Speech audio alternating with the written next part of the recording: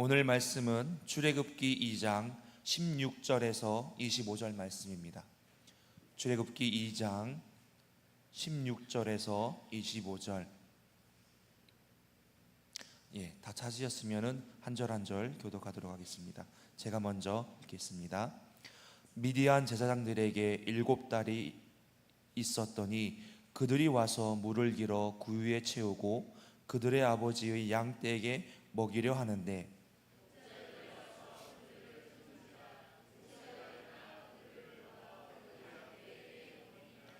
그들이 그들의 아버지 르우엘에게 이를 때 아버지가 이르되 너희가 오늘은 어찌하여 이같이 속히 돌아오느냐.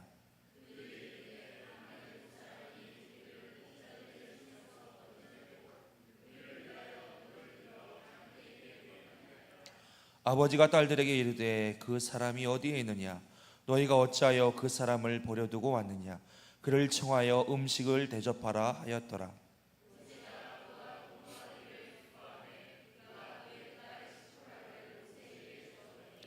그가 아들을 낳음에 모세가 그의 이름을 게르솜이라 하여 이르되 내가 타국에서 나그네가 되었음이라 하였더라.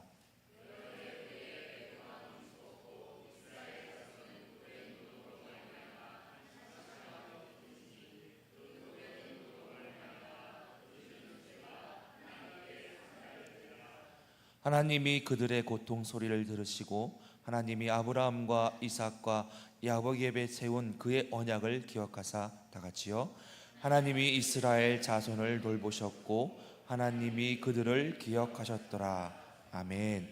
오늘 설교 제목은 내가 타국에서 나그네가 되었음이라는 말씀을 제목을 가지시고 우리 김지훈 담임 목사님 설교하실 때 큰 은혜 받으시기를 부탁드리겠습니다.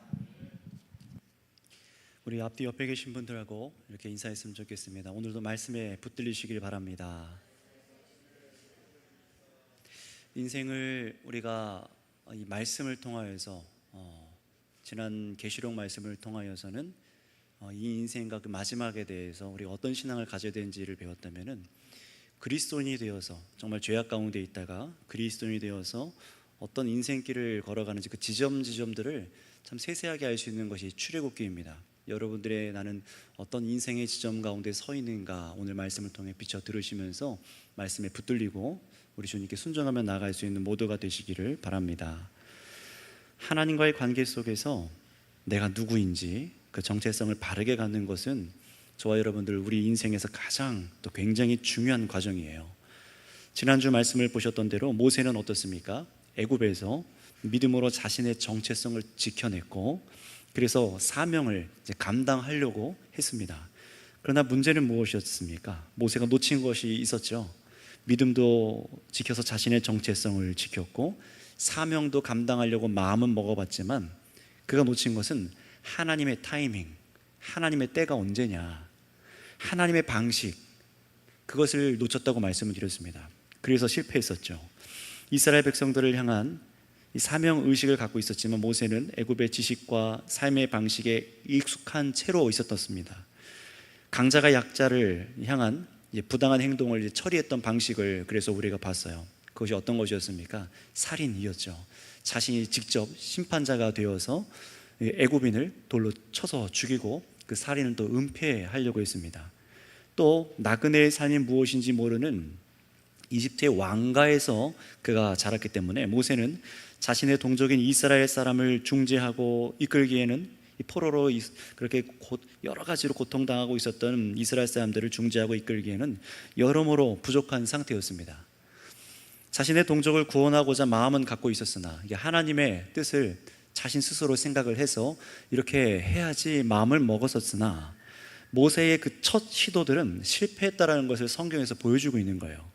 그러나 지난주 본문 말씀 마지막 15절 말씀 끝에 보신 대로 성경은 모세가 실패하고 낙담하여 도망자의 삶을 살다가 인생이 비참하게 그렇게 끝났더라, 아니면은 정말 그렇게 도망가다가 다시 돌아가서 자신이 원하는 어떤 일들을 끝까지 이뤄내려고 자신의 방법대로 그렇게 관철하려고 했더라 라고 기록하지 않습니다. 어땠습니까? 광야 곧 미디안 땅에서 무언가 모세에게 일어날 일들이 있겠구나라는 것을 읽는 자들로 기대하는 이 말씀이 이어지기 시작했어요. 여러분, 또다시 말씀드리지만 본문에 하나님께서 일하신 기록은 적혀 있지 않습니다. 하나님이라고 명시해서 하나님 이렇게 하셨다라는 그런 것은 적혀 있지 않지만, 하나님께서 모세에게 하신 일들을 정말 하나님께서 동행하시고 일들을 이루고 계신 것은 모세가 아니라 하나님이라는 것을 우리가 성경에서 읽어낼 수가 있습니다. 우리 15절 16절을 한번 읽어보도록 할까요? 15절 16절 말씀입니다. 시작. 바로가 이 일을 듣고 모세를 죽이고자 하여 찾는지라. 모세가 바로의 낯을 피하여 미디안 땅에 머물며 하루는 우물 곁에 앉아있더라. 미디안 제사장에게 7달이 있었더니 그들이 와서 물을 길어 구유에 채우고 그들의 아버지의 양떼에게 먹이려 하는데. 아멘. 자, 먼저 15절을 보세요. 15절을 보시면은 모세가 미디안 광야로 이미 도망쳐서 머물다가 어느 날이 되었어요. 그런데 어디에 앉아 있었다고 합니까? 우물 곁에 앉아 있었다라고 성경은 말합니다. 여러분, 성경은요, 단순히 모세가 어느 날 우물가에 앉아 있었다 일어난 사건을 말하려고 하는 것 같아 보이지 않습니다. 왜냐하면은 창세기 말씀에 보면은, 기억해 보세요. 이삭의 아내가 될 사람을 처음 이 아브라함의 종이 만난 곳이 어디일까요? 우물입니다. 그리고 그 야곱, 그 자녀는 야곱이 형에게서 도망쳐서 자신의 아내 되는 사람을 만난 곳도 어디일까요? 우물가입니다. 뭔가 의미가 있죠. 의도가 있는 거예요. 하나님께서 그 인물들을 인도하시는 과정 속에 이삭도 야곱도 아내를 만나게 하신 기록들을 우리가 그 우물가에서 일어나는 것을 봅니다. 창세기 그런 기록들을 아는 사람들이라면 이 말씀을 읽고 있는 출애굽기를 읽을 때 창세기를 아는 사람들 아니었겠습니까? 이 유대인들이. 근데 이 출애굽기에서 모세가 다른 지역에 머물며 하루는 우물 곁에 앉았더라, 이것을 읽는 이 유대인들, 이 말씀을 읽는 사람들이 뭔가 생각하게 만드는 거예요. 무엇입니까? 앞에 창세기에 하나님께서 이삭과 야곱에게 하셨던 일들을 떠올리는 겁니다. 하나님께서 뭔가를 하려고 하시는구나. 모세 자신이 우연히 그 자리에 앉아 있는 것 같지만 하나님의 인생의 주관 속에 뭔가 일어나려고 하는 것이구나라는 것을 성경을 그렇게 읽도록 만드는 겁니다. 그래서 16절 읽으신 대로 어떻습니까? 모세의 아내 될 사람과 그 자매들을 만나죠. 여러분, 이것은 결코 우연이 아닙니다. 하나님께서 모세의 조상들에게 함께 하셔서 이 인생의 가장 중요한 지점들에서 하나님의 언약을 이어가게 하여 주셨던 것처럼 모세 역시 실패하고 도망친 그런 사람으로서 끝나는 것이 아니라 하나님께서 그를 인도하고 계심을 성경을 통해 보게 하시는 장면이 바로 오늘 15, 16절입니다. 자, 그렇다면 여러분, 어떤 것을 우리에게 이 말씀을 보게 하는 것일까요? 연인을 만나려면은 우물가에 가라, 이런 얘기일까요? 전혀 아니겠죠. 무슨 말을 하는 겁니까? 성경은요, 달라진 모세를 보게 합니다. 어떤 것이 달라졌을까요? 우리 16절 사건을 한번 보겠습니다. 16절 사건을 보면은 미디안 제사장에게 7달이 있더니, 지난 시간에 설명을 했듯이요, 이 아브라함으로부터 갈라져 나온 다른 혈족이 이 미디안의 떠돌이 유목민들입니다. 거기서 나온 혈족이라고 말씀드렸습니다. 그런데 그 족속에 이 사람, 모세의 장인이 될 사람이죠. 근데 그에게 7달이 있었고, 그들이 아버지의 양떼에게 물을 주려고 우물가에 왔다가 다른 양떼를 치는 목자들이 이 여인들을 쫓아내는 겁니다. 힘겹게 여인들이 물을 퍼서 먹이려고 할 때에 이들을 쫓아내는 거예요. 불의한 일이 벌어진 거죠. 여러분, 그런데 이 우물가에 누가 함께 있었습니까? 모세입니다. 하필 또 그날이에요. 모세가 앉아있는 그날이에요. 불의한 일을 못 보는 사람 모세가 그 자리에 앉아 있습니다. 강한 자가 약한 자에게 불의하게 악행을 하는 것을 가만히 보고 있지 못하는 모세입니다. 전에 애굽에서 애굽인이 히브리임을 심하게 때려서 고통스럽게 하는 것을 보고 이 모세가 정의감에 막 가득 차올라서 복수하려고 그 일을 바로잡기 위해서 어떻게 했습니까? 모세가 정의감에 불타서 하는 그 마음은 좋았지만 방법이 잘못됐죠. 애굽인을 때려 죽이지 않았습니까? 그리고 동족 이스라엘 사람들이 싸울 때도 히브리 동족에게 악행하는 그 동족에게 뭐라고 합니까? 왜 동포를 치느냐? 가만히 있지 못하고 그들을 위해 군림해서 뭔가 중재하려고 했던 게 이 모세입니다. 자, 그렇다면 모세는 애굽에서 그렇게 실패하고 그런 방법으로 일을 했다가 그르치고 와서 이 미디안 땅에까지 와서 어떤 모습을 하고 있을까요? 모세가 어떻게 됐을까요? 17절을 보면 기록을 자세하게 기록해 두지 않았지만 17절은 간결합니다. 여인들을 쫓아내는 그 목동들과 더 이상 부딪히지를 않아요. 가서 너희들 왜 그래 하고 막 돌로 치거나 막 싸우거나 중재하려고 하는 것이 아니라 부딪히지 않고 어떻게 합니까?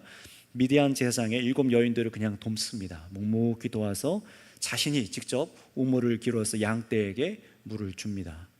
뭔가 바뀐 것 같죠.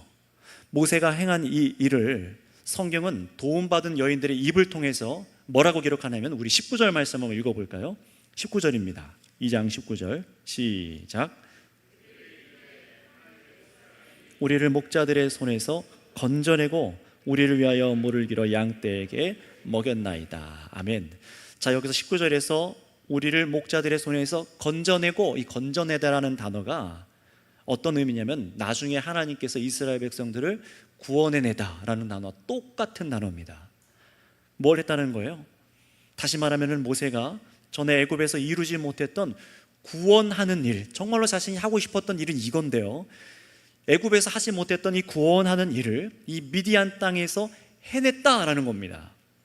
여전한 것은 뭐예요? 불의에 대해서 바로잡고자 하는 그 정의로운 마음, 그 마음은 변하지 않았다는 것이지만 달라진 것이 있어요. 사람을 치지도 않았고 여인들을 돕지만 특별히 자신을 그 위에 내세우지도 않았다는 겁니다. 18절 19절을 쭉 연결해서 읽어보면 모세는 이 여인들에게 도움을 줬지만 자신의 이름도 정체도 밝히지 않은 것으로 나와 있어요. 이 여인들이 모릅니다. 더 관여하지도 않은 걸로 보여지죠. 모세가 뭔가 달라진 거예요. 한 애굽 사람이라고 그냥 그렇게 기록한 것처럼 성경은 여기서 모세가 아직 애굽 사람의 티를 다 벗어낸 것으로 말하지는 않지만 분명한 것은 이 전과는 확실하게 다릅니다. 애굽에선 돌로 쳐서 애굽인을 모래에 숨기거나 또 히브리인들을 다스리려고 했습니다. 하지만 약자를 괴롭게 하는 저 목동들에게 폭력적으로 전처럼 대하거나 그 막 화가 치밀어서 감정을 주체하지 못해서 또 도움을 주되 자신을 더 나타내지 않는 모습을 보여주게 하는 장면이 오늘 말씀이에요. 전에는 어땠을까요? 이 모세 40살쯤 돼서 힘이 잔뜩 들어가 있는 모습이었습니다. 하나님을 위해서 뭔가 해야지라고 마음은 있었지만 힘이 잔뜩 들어가 있었어요. 하지만 여기서 힘이 빠진 것처럼 보이죠. 그럼에도 강자들의 잘못의 약자를 지키고자 하는 의로운 마음은 여전히 남아있는 모세입니다. 이런 모세에게 20절을 보시면은요, 이 딸들의 아버지가 이 호의를 베풀어 음식을 대접하고 함께 있기를 모세에게 권한 것 같습니다. 이 호의에 모세가 베풀은 이 선한 일에 당연한 보상을 하는 것처럼 보이지만 이 일은요, 모세에게 굉장히 기쁜 일이었어요. 이 딸들의 아버지가 우리와 함께 있자, 나와 함께 있자라는 말이 굉장히 모세에게 기쁜 일이었습니다. 왜 그럴까요? 애굽에서는 애굽 사람에게서도 도망자 신세로 전락했고 동족 이스라엘에게는 환대받지 못하는 존재이지 않았습니까? 어디도 마음을 같이 둘 수 없었던 사람이었어요. 그런데 이 사막 먼 다른 지역에 실패했다라고 생각하는 인생의 막다른 길에서 환대를 받기 시작한 거예요. 그뿐 아니라 21절엔 이 딸들의 아버지가 이 모세를 잘 보아서 딸 중에 십보라라는 딸을 모세에게 아내로 맡게 합니다. 이 모세의 입장이 어떨까요?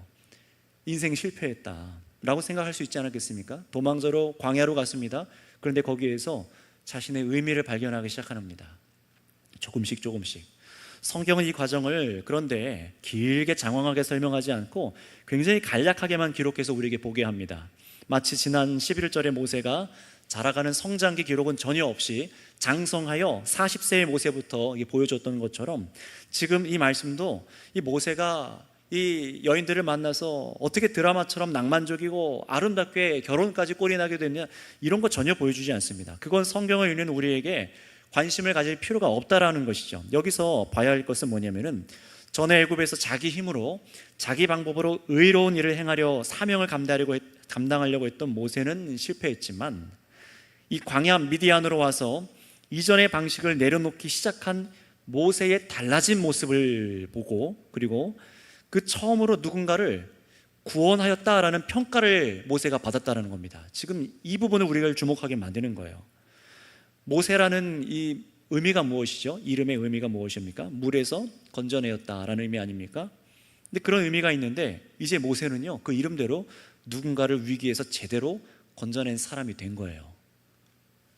모세가 처음 구원하고자 의도했던 동족 이스라엘 사람들은 아니었지만 이 먼 땅 미디안에 와서 애굽 왕자도 아니고 신분이 히브리인들을 돌보는 그런 중재자도 아닌 아무것도 아니게 된 이 모세가 처음으로 다른 누군가를 바르게 구원하고 또 인정을 받았다는 사실을 보게 하는 겁니다.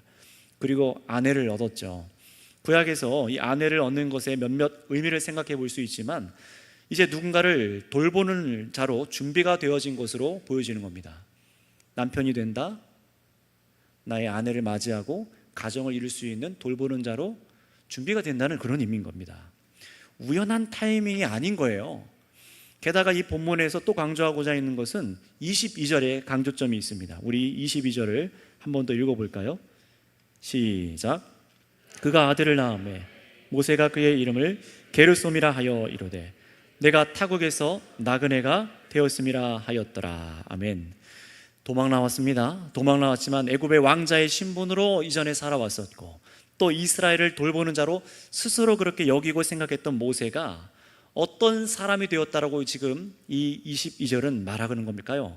그 자녀의 이름을 지은 것처럼 내가 나그네가 되었다입니다. 한번 따라해 주시겠습니까? 내가 나그네가 되었다. 내가 나그네가 되었다. 의미가 있으니까 제가 한번 따라해 달라고 부탁드렸겠죠? 타국에서, 먼저 여기서 타국에서 나그네가 되었다라고 해서 타국에서라는 의미는요, 히브리어 원어상에서도 조금 모호하게 돼 있어요. 그 타국이 애굽을 지칭하는 것인지 아니면 이 미디안 땅에서를 의미하는 것인지 모호하지만 둘 다로 보는 학자들이 있습니다. 물론 모세가 나서 자란 애굽을 자기 고향으로 여겨서 이 미디안 땅에서 내가 나그네가 되었습니다 라는 말을 하는 것도 있겠지만, 여러분 우리가 지난 히브리서 11장 26절의 증거의 말씀을 갖고 있듯이 모세는 그리스도를 받는 수모를 애굽의 보화보다 귀하게 여겨서 상 주심을 바라보았다라고 말한 것을 기억해 보세요. 상 주심, 그 가나안 땅에 대해서 말을 하는 겁니다. 사실은요. 근데 사실 모세가 생각하는 고향은 어디입니까? 애굽도 아니고 미디안 땅도 아니라는 것을 성경에서 미리 보여주는 거예요. 여러분 여기서 우리가 두 가지를 조금 알기 원합니다. 먼저는 모세가 자신의 백성을 구원할 구원자로서 훈련받고 있고 지금 자격을 갖춰가고 있다는 겁니다. 구원자로서 자격을 갖춰가고 있다는 거예요. 첫 번째가. 그런데 두 번째가 더 중요해요. 그 자격이 뭐냐? 바로 나그네가 되었다라는 정체성을 가진 것으로 말씀되어집니다. 다시 말하면요, 구원자로서 훈련받는데 그 자격이 뭐라고요? 내가 나그네구나 라는 정체성을 가질 때서야 하나님께서 이제 그 뒤에 보면 우리가 다음 주 보겠지만 하나님께서 모세를 만나 주십니다. 그때가 준비가 된 때래요. 실패한 것 같고 도망자가 된 것 같고 아무것도 못하는 것 같고, 그러나 다른 곳에서 내가 스스로 깨닫는 거예요. 내가 나그네구나. 이거 깨달을 때가 지금 구원자로서 준비가 되고 있는 때라는 겁니다. 여러분 이 나그네라는 정체성은 하나님의 사람들, 우리 그리스도인들에게 굉장히 중요한 인식입니다. 왜냐하면 이 나그네라는 것이 하나님께서 이 세상에 자신의 백성들에게 주시고자 하시는 정체성이기 때문에 그렇습니다. 지금 이 자리에 예배드리고 있는 저와 여러분들에게도 갖기 원하는 정체성이 무엇이라고요? 나그네라는 겁니다. 하나님의 자녀는 자녀인데 나그네라는 거예요. 창세기 우리 15장 13절 말씀을 한번 읽어보도록 하겠습니다. 앞으로 넘어가셔서 창세기 15장 13절 말씀을 다 같이 찾아서 한번 읽어볼까요?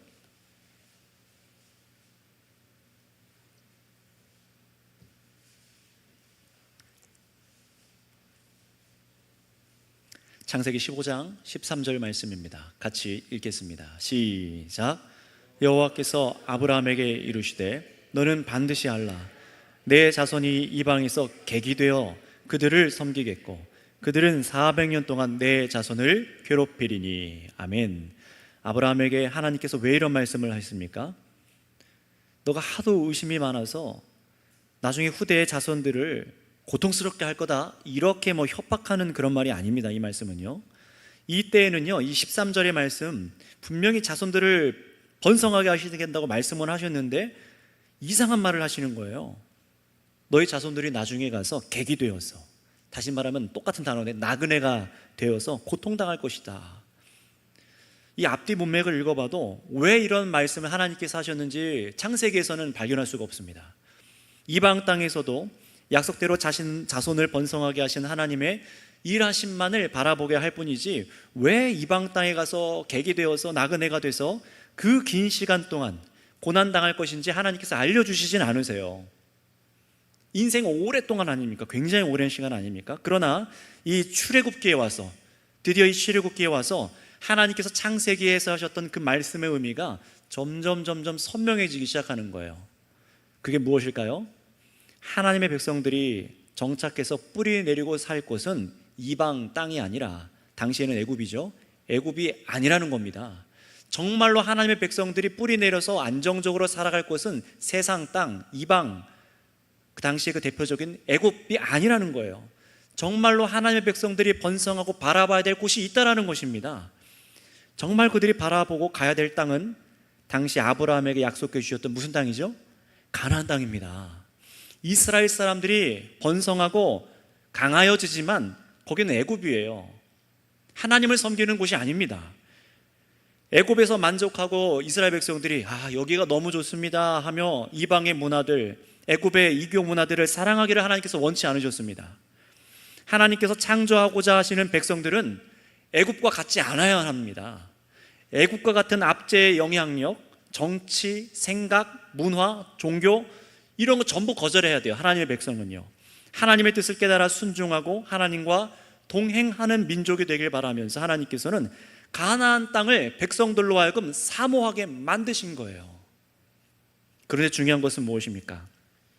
사실 가나안 땅이 이스라엘 민족의 최종 목적지로 우리는 이해하지만 아닙니다. 구약의 모든 말씀들은 그리스도를 예표하고 장차 오실 예수님을 통해 온 열방의 하나님의 백성들이 가야 될 길을 보여주는 그림자 같은 역할이 이 구약 성경의 사건들이고 말씀들이에요. 자, 그렇다면 여러분, 오늘을 우리에게 한번 적용해 보겠습니다. 오늘 이 자리에 예배드리고 계시는 우리 그리스도인들이 바라봐야 할 가나안 땅은 어디입니까? 강남인가요? 네.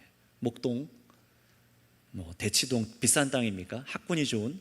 부천에도 저 유명한 학군 싸움이 있더라고요. 이 조그만 땅덩어리에서 상동으로 가야 된다느니 어디로 가야 된다느니 막 그런 얘기를 하더라고요. 여러분, 우리가 가야 될 땅이 어디입니까? 미국이나 유럽입니까? 아닙니다. 우리 그리스도인들이 바라봐야 될 땅은 나의 주와 함께 하나님 아버지와 동행하는 하나님의 나라입니다. 거기밖에 없습니다. 우리가 믿음을 지켜 죽음 이후에도 주와 함께 하며 바라보는 곳, 곧 이 땅에 이루실 새 하늘과 새 땅이어야 해요. 우리가 바라보는 곳이 거기여야 됩니다. 그러나 여러분, 우리는 그 전까지는요, 우리가 이 땅에서 어떠한 존재인 것을 잊어버리면 안 된다는 거예요. 내가 나그네라는 거예요.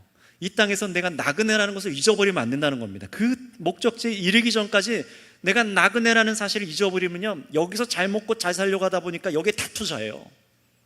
내 시간과 에너지와 물질과 모든 것을.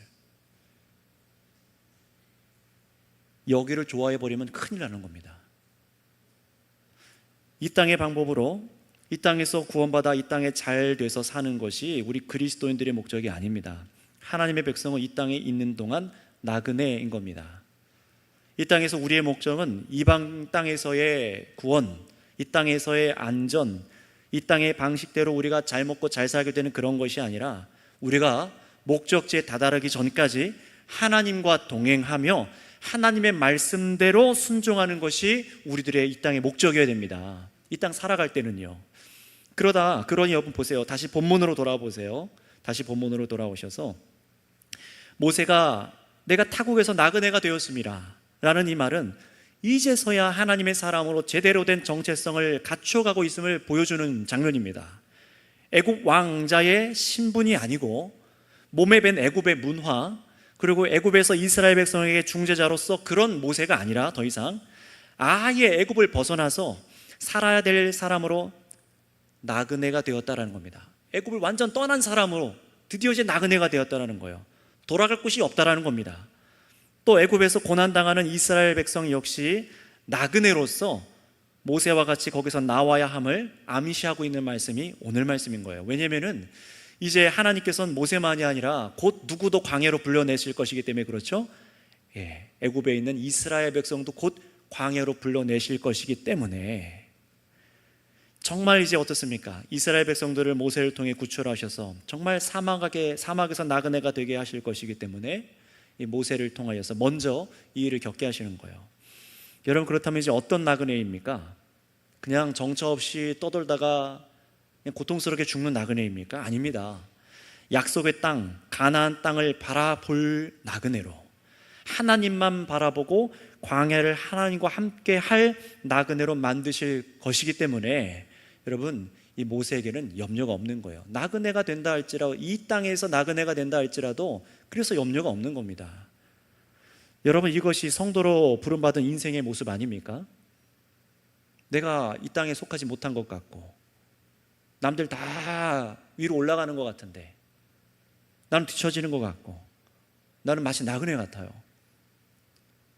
하나님이 없는 사람이나 마음이 약한 사람들은 그래서 스스로 목숨을 내려놓기도 하거나 인생을 포기해버리잖아요. 근데 그게 아니라 우리는 이 땅을 떠도는 것 같아 보일지 모르지만 우리의 목적지가 그리스도를 통하여서 선명하게 그 하나님의 나라라면 여러분, 내일을 두려워하지 마시기 바랍니다. 염려하지 마세요. 여러분, 이것이 우리의 인생의 모습이에요. 우리를 향한 하나님의 뜻이 무엇입니까? 택함받은 하나님의 백성들이 이 죄악된 세상 문화 속에서 터를 잡고 즐거이 사는 것이 하나님의 뜻이 아닙니다.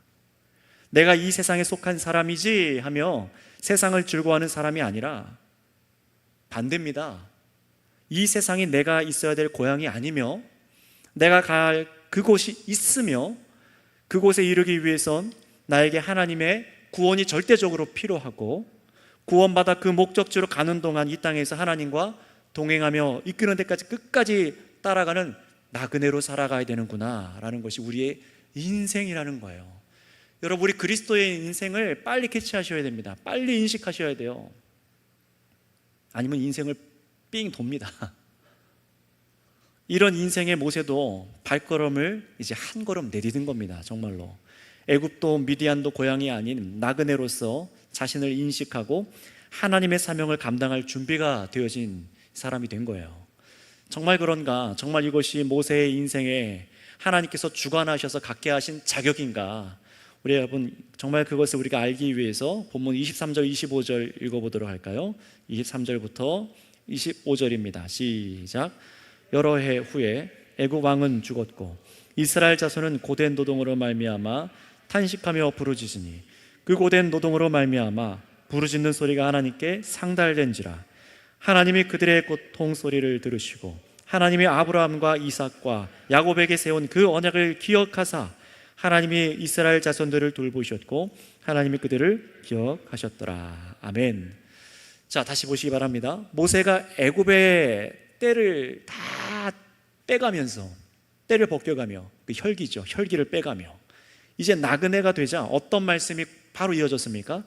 모세를 죽이려 했던 애굽 왕도 죽고 세월이 많이 흘렀다는 겁니다.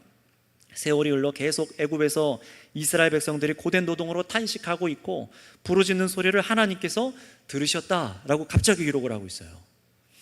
이 출애굽기 시작한 이후로 하나님께서 친히 백성을 향해서, 이스라엘을 향해서 뭔가를 하셨다라는 말씀은 여기가 처음입니다. 지금 출애굽기 1장부터 시작해서 여기까지 올 때 딱 하나님이라는 단어가 한 번 나오긴 합니다. 1장 20절에 히브리 산파에게 하나님께서 은혜를 베푸셨다, 그거 외에는 없어요. 그러나 하나님께서 친히 백성들의 고통 소리를 들으시고 움직이기 시작한 것은 여기가 처음입니다. 여러분, 그 타이밍을 한번 보세요. 아까부터, 지난주부터 계속 하나님의 때, 하나님의 타이밍, 이걸 하나님의 방법을 말씀드리고 있지 않습니까? 하나님이 언제 움직이셨는지를 봐야 돼요. 성경을 읽으실 때요, 계속 어떤 사람 중심이 아니라 하나님이 뭘 하고 계신가, 하나님의 타이밍이 무엇인가, 이거를 읽어내시도록 훈련하셔야 됩니다. 자, 24절에서 25절을 보세요. 하나님께서 백성들의 고통에 부르짖음에 이제 어떻게 하십니까? 고통의 소리를 들으시고 그리고 아브라함과 이삭과 야곱에게 세운 그 언약을 기억하시고 그들을 보시고 기억하셨다라고 합니다. 근데 이 표현들을 잘 보세요.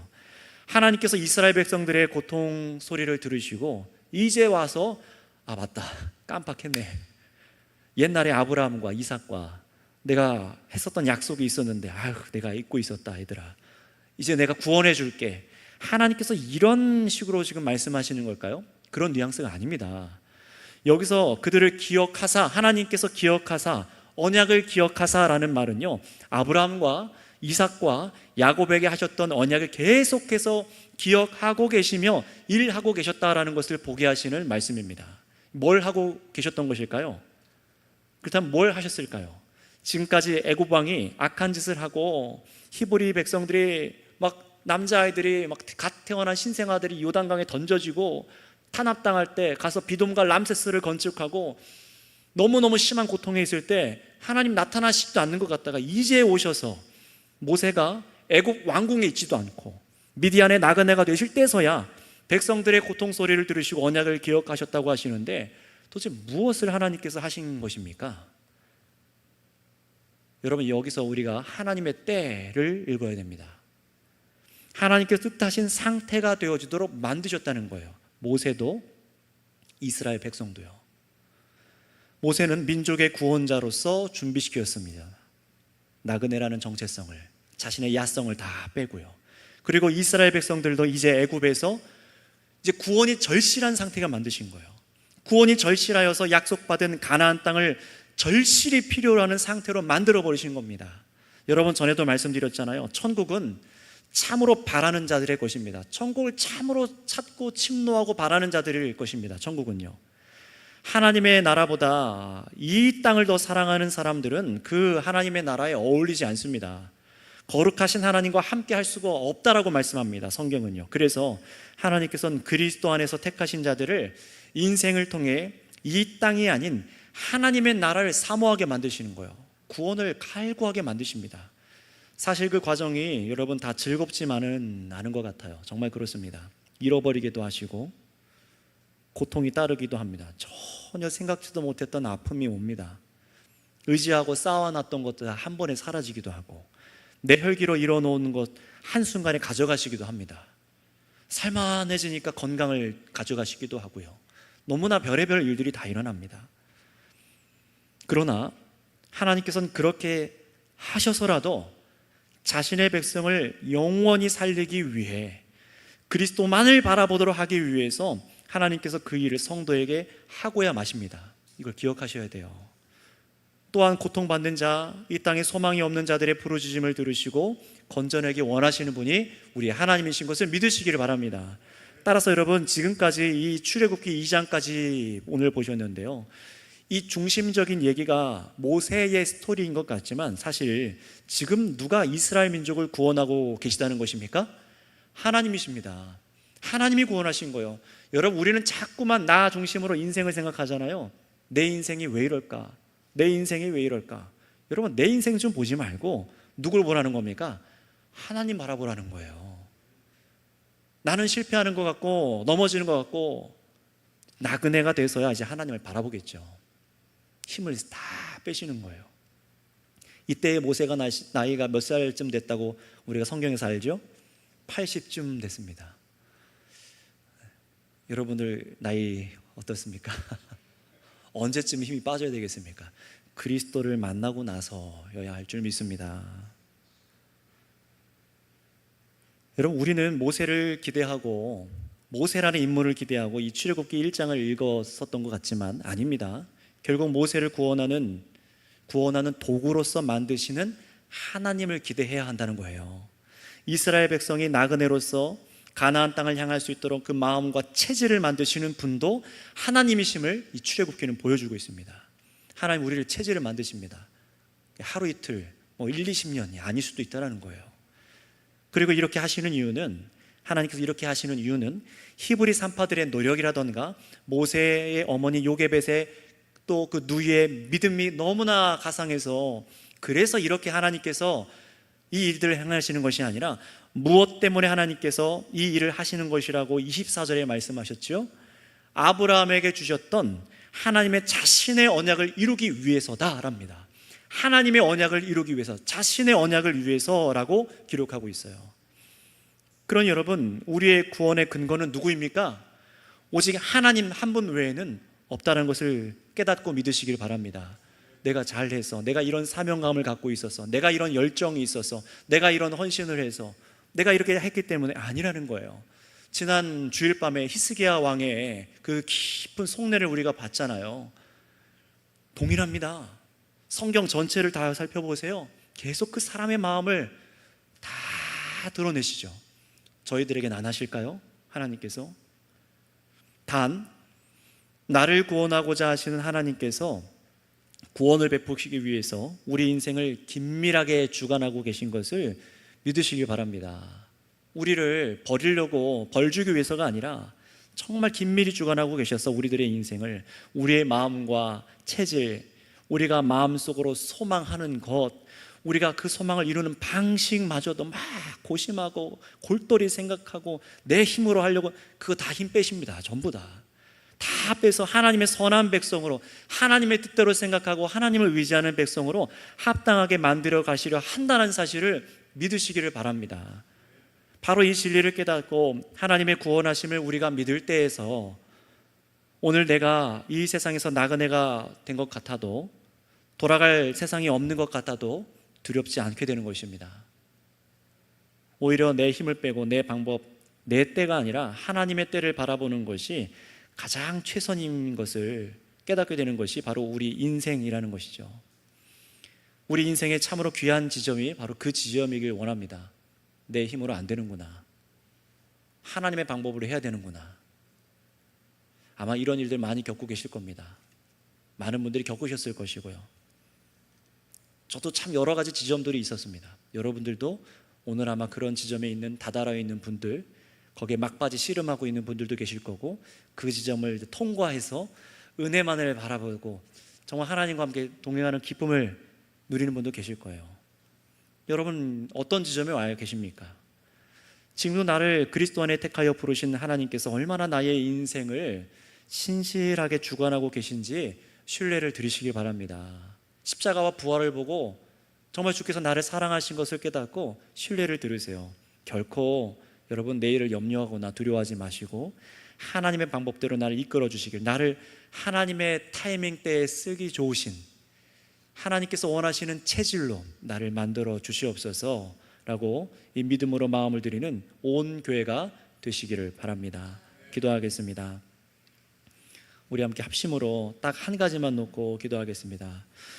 참으로 우리는 우리가 할 수 있다, 내 힘으로, 내 지식으로, 내 능력으로 뭔가 할 수 있다, 호기롭게 생각하던 그때가 아니라 실패하고 넘어지고 다 포기하고 인생의 막다른 골목에 서야, 그제서야 우리의 정체성을 깨닫습니다. 내가 아무것도 못하는 나그네구나. 근데 사실 그렇게 되는 것도 은혜입니다. 내가 나그네인 것을 깨닫지 못한다면 자꾸만 세상 방식으로 어떻게든 하려고 하고 분노함과 우울함과 두려움 때문에 잠 못 이룰 겁니다. 여러분 그런 연약함 가운데 여러분 우리가 계속 머물지 않기 원합니다. 하나님, 나의 인생을 나그네가 되게 하신 것이 저주가 아니라 하나님의 은혜인 것을 오늘 깨닫습니다.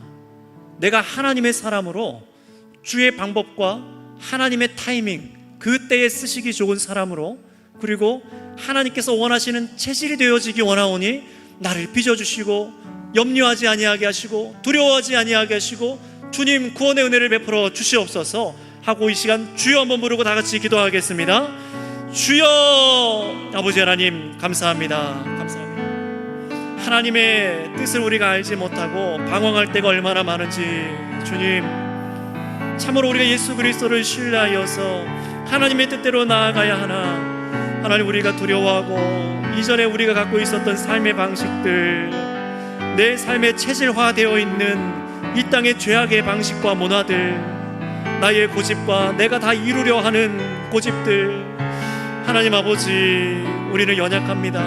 마치 인생의 주인이 나인 것처럼 하나님이 이 세상의 주인이 아니라 마치 이 인생의 하나님 내가 역사의 주인인 것처럼 하나님 우리는 너무나 착각할 때가 많은 것을 고백합니다. 주님 우리의 힘을 빼시고 우리가 맞다른 길에 정말 나의 것을 내려놓았을 때에 그제서야 하나님 우리가 준비되게 하시고 나그네로서, 하늘 나그네로서 우리가 살아가게 하신 것을 봅니다.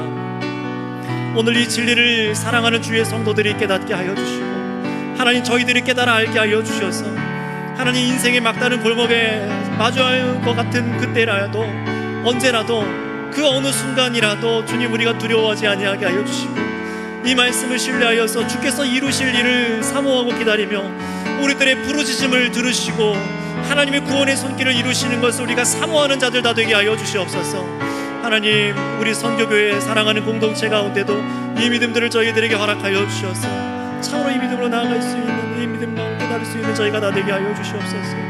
주님 감사합니다. 주님 감사합니다. 사랑의 주님 감사합니다. 자신이 택한 백성을 참으로 그 영생에 이르게 하시기 위하여, 그 나라에 이르시기 위하여 이 땅이 우리의 고향이 아니라 우리가 이 땅에 나그네로 있다는 것을 깨닫게 하시는 주님, 우리가 그것을 알지 못할 때에 얼마나 방황하고 이 땅에서 힘주어 살다가 어려움 당하고 고통 당하는지 겪습니다. 주님, 저희들을 긍휼히 여겨주셔서 저희들의 신음소리에 응답하여 주셔서 하나님 영원히 그 나라에 이르기까지 주님 저희를 놓지 않고 인도하여 주셔서 참으로 하나님께서 원하시는 주의 백성을 삼아주시고 만들어 주시옵소서. 우리들의 체질이 예수님 믿기 이전에 이 땅에 속한 체질, 문화, 하나님 그런 죄악의 생각들이 아니라 하나님의 방법과 하나님의 때를 알아서 순종할 수 있는, 어디든 주와 동행할 수 있는 자녀들로 우리를 만들어 주시옵소서. 광야 인생이 된다 할지라도 하나님 그곳이 사는 길이며 주와 함께 동행하는 것이 기쁨의 길인 것을 우리 주의 성도들, 이 자리에 있는 우리들 다 깨닫게 하여 주셔서 염려하고 두려워하지 아니하고 주님만 바라보게 하여 주시옵소서. 감사하며 우리 구주 예수님의 이름으로 기도드렸습니다. 아멘. 예, 찬송가 242장입니다. 찬송가 242장입니다.